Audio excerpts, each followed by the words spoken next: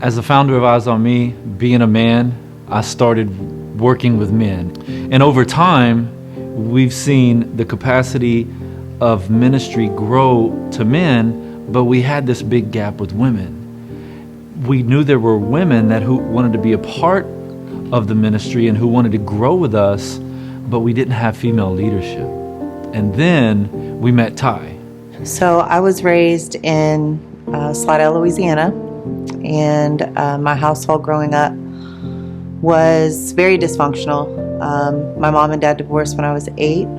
My mom, years later, married my stepdad, who was an abusive and crooked police officer. So there was a lot of abuse. Because of that, I turned to drugs at a young age.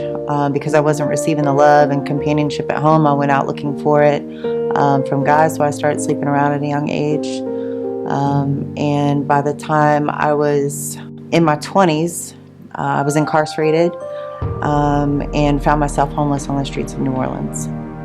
And eventually I was able to get myself an apartment, and my apartment happened to be right across the street from a tattoo parlor. And so I went in there, and by this time I was also personal training, so I bartered with this tattoo artist, and I was like, hey, if you will tap me up, I'll do personal training. So it became a bartering service. So I think at first it was actually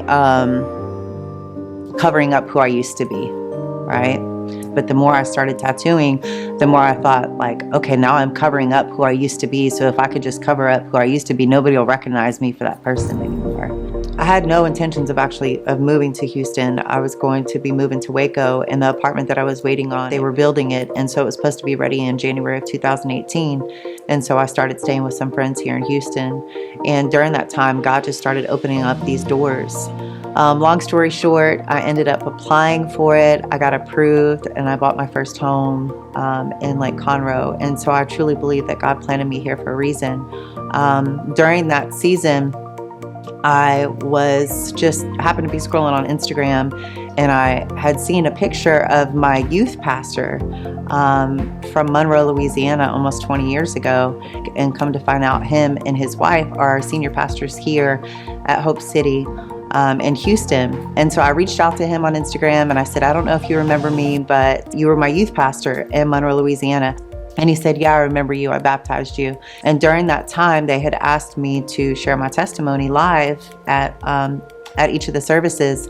I come from a broken home. By the time I was 15, I started using drugs. And he called me up to the front and was kind of just recircling and sharing with everybody how he was my youth pastor. And Dennis Turnipseed, our executive director, happened to be sitting right on the front row. Dennis just happened to be visiting Hope City and hears her 30-second testimony, goes up to her after church. And he came up to me afterwards and said, we got to connect. And he handed me his card. And so the next day, I looked online and started researching about Eyes on Me, and was just totally on board with everything that they were doing. And after just a few short months, it was apparent that this girl had a heart of gold. I mean, she had the mind of Christ, and she wanted to go all in missions, kind of like me when I started. Just, I know God has called me to this, and I'll put my life on the line for this. Well, that's Ty. And it just so happened that the girl that was leading their fitness class in Brookshire, she was leaving to go on missions. And so Dennis asked if I would be interested in filling in and taking over that spot. And so I said, absolutely. And I think it was about a month after volunteering and doing that, I came on board full time. So there was a need for a program director in the 5th Ward, and so I came on board and took over that position. As a program director, I find out what the needs of the community are and help the community. We help the community meet those needs. Is it a GED need? Is it you don't have a job right now and you need help with a job? As heartbreaking as it is, it's also a blessing that we get to be there and we get to help meet those needs for the people in the community.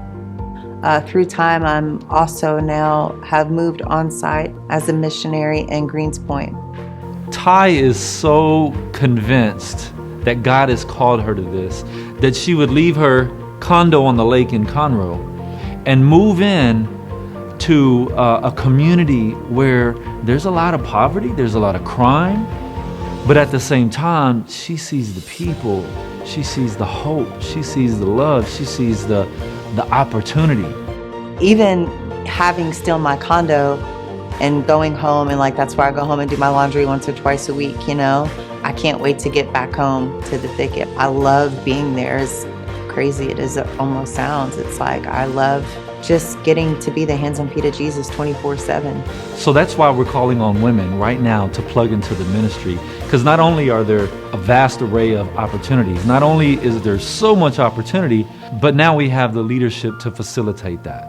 We need women that can help women like me that come from the streets. They need a spiritual mother in their life. They need help with goals coach. They need help with their finances, help with how to have a healthy marriage or relationship, or how to reconnect with their kids. There's just so much need. There's so much need for women in this ministry.